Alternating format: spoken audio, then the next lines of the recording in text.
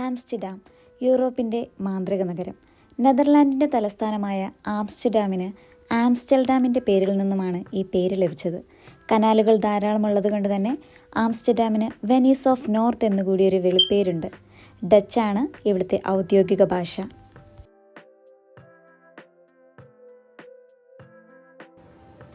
ഇതാണ് Amsterdam central station. ആംസ്റ്റർഡാമിലെ ഏറ്റവും largest ആയിട്ടുള്ള റെയിൽവേ സ്റ്റേഷനാണിത്. അതുകൂടാതെ തന്നെ സെക്കൻഡ് ലോങ്ങസ്റ്റ് പ്ലാറ്റ്ഫോം ഉള്ളതും ഈ റെയിൽവേ സ്റ്റേഷനാണ്, 695 മീറ്റേഴ്സ്.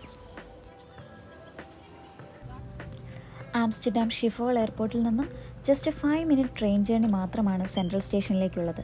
ഇവിടെ നിന്നുമാണ് ആംസ്റ്റർഡാം എക്സ്പ്ലോർ ചെയ്യാനുള്ള ഞങ്ങളുടെ ജേർണി സ്റ്റാർട്ട് ചെയ്യുന്നത്. The popularity of Amsterdam unfortunately ഇവിടെയുള്ള സിറ്റികളെ ഓവർ ക്രൗഡഡ് ആക്കാറുണ്ട്. അങ്ങനെ ബിസിയസ്റ്റ് ആയിട്ടുള്ള ഒരു സ്ട്രീറ്റിലൂടെയാണ് ഞങ്ങളിപ്പോൾ പൊയ്ക്കൊണ്ടിരിക്കുന്നത്. ചുറ്റിനും ടൂറിസ്റ്റുകൾ, അവരെ അട്രാക്റ്റ് ചെയ്യുന്ന തരത്തിലുള്ള ഷോപ്പിംഗ് കോംപ്ലക്സുകൾ, കനാബിസ് ക്ലൗഡഡ് കോഫി ഷോപ്പുകൾ, പാർക്കുകൾ, ഹോട്ടൽ ബിൽഡിങ്സുകൾ ഇവയൊക്കെ ഉണ്ടെങ്കിലും over crowding, pollution, disruptive behaviour, environmental degradation ഇതെല്ലാം ആംസ്റ്റർഡാം ടൂറിസത്തിൻ്റെ ഡിസഡ്വാൻറ്റേജസ് ആണ്. ആംസ്റ്റർഡാമിലെ പ്രധാനപ്പെട്ട ഒരു സ്ട്രീറ്റാണ് ഡംറാക്ക് സ്ട്രീറ്റ്. ചുറ്റിനും കനാൽ ടൂർ നടത്തുന്ന ബോട്ടുകൾ. കനാൽ ടൂറിസത്തിൻ്റെ ഒരു മെയിൻ സ്പോട്ട് ആയതുകൊണ്ട് തന്നെ ഈ സ്ട്രീറ്റ് എപ്പോഴും ടൂറിസ്റ്റുകളെ കൊണ്ട് നിറഞ്ഞിരിക്കും.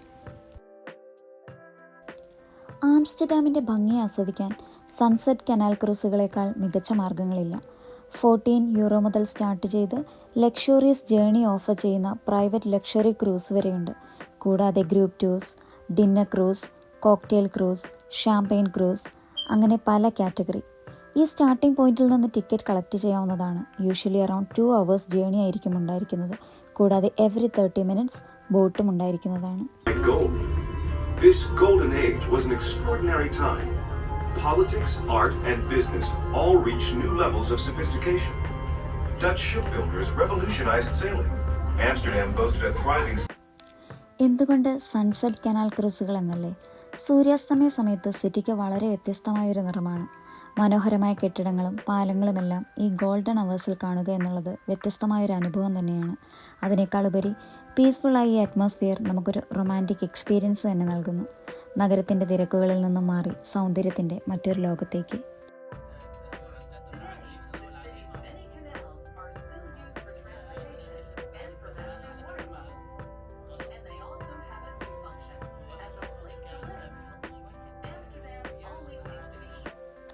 അടുത്തതായി നമ്മൾ പോകുന്നത് ആംസ്റ്റർഡാമിലെ ഫേമസ് ആയ റെഡ് ലൈറ്റ് സ്ട്രീറ്റിലേക്കാണ്.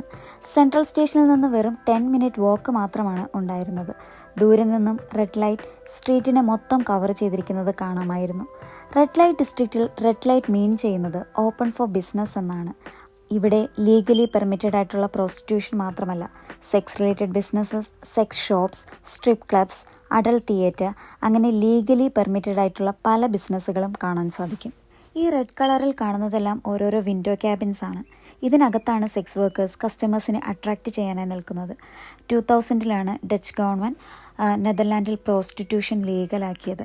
സെക്സ് വർക്കേഴ്സിൻ്റെ പിക്ചേഴ്സോ വീഡിയോസോ ഒന്നും തന്നെ എടുക്കാൻ നമ്മൾ അലൗഡ് അല്ല.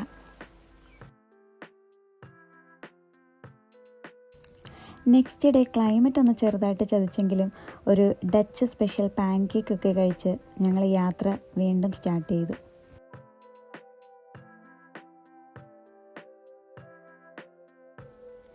ആംസ്റ്റർഡാമിലെ ഒരു കുഞ്ഞു സ്ട്രീറ്റിലൂടെയാണ് ഞങ്ങളിപ്പോൾ നടന്നുകൊണ്ടിരിക്കുന്നത്.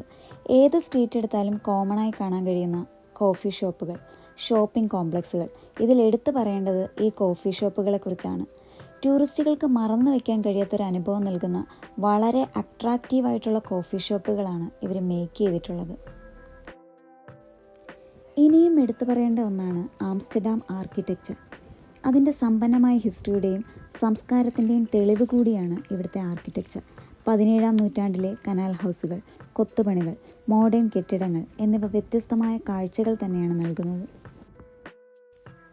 ആംസ്റ്റർഡാം ലോകമെമ്പാടുമുള്ള സഞ്ചാരികളെ ആകർഷിക്കുന്നു.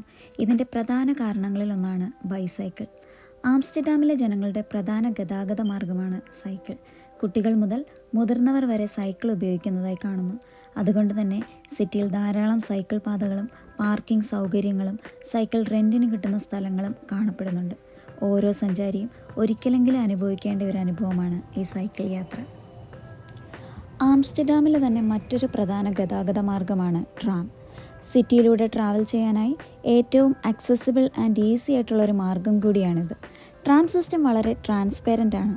ഏകദേശം 200-ലധികം സ്റ്റോപ്പുകളും 15-ലേറെ ലൈനുകളുമുള്ള ഈ ട്രാം സിസ്റ്റം സിറ്റി മുഴുവൻ ട്രാവൽ ചെയ്യാൻ നമ്മളെ സഹായിക്കുന്നു.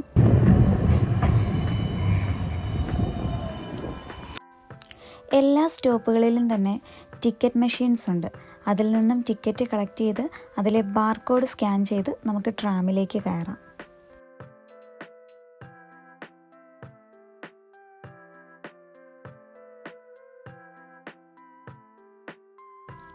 ഞങ്ങളിപ്പോൾ വന്നിറങ്ങിയിരിക്കുന്നത് ആംസ്റ്റർഡാമിലെ ഏറ്റവും ഫേമസ് ആയ ഒരു സിറ്റിയിലേക്കാണ്, ജോർദാൻ. മനോഹരമായ 17-ാം നൂറ്റാണ്ടിൽ നിർമ്മിച്ച കനാലുകൾ, ഓൾഡ് ഫാഷൻ വീടുകൾ, കലാപരമായ ആകർഷണങ്ങൾ എന്നിവയെല്ലാം ജോർദാൻ്റെ പ്രത്യേകതകളാണ്. ടൂറിസ്റ്റുകളുടെ ഏറ്റവും പ്രിയപ്പെട്ട സ്ഥലങ്ങളിലൊന്നായ ജോർദാൻ ആംസ്റ്റർഡാമിൻ്റെ സമ്പന്നമായ സംസ്കാരത്തെ എക്സ്പീരിയൻസ് ചെയ്യാൻ പറ്റിയ ഒരു മികച്ച സ്ഥലമാണ്. ആംസ്റ്റർഡാമിലെ ജോലി ചെയ്ത് ജീവിച്ച ജനങ്ങൾക്ക് ഒരു താമസ സൗകര്യത്തിനും അവരുടെ താമസ സ്ഥലവുമായിട്ടാണ് 17-ാം നൂറ്റാണ്ടിൽ ജോർദാൻ നിർമ്മിച്ചത്. ഇന്ന് ഇത് ആംസ്റ്റർഡാമിലെ ഏറ്റവും അട്രാക്റ്റീവായിട്ടുള്ള പ്രദേശങ്ങളിൽ ഒന്നുകൂടിയാണ്.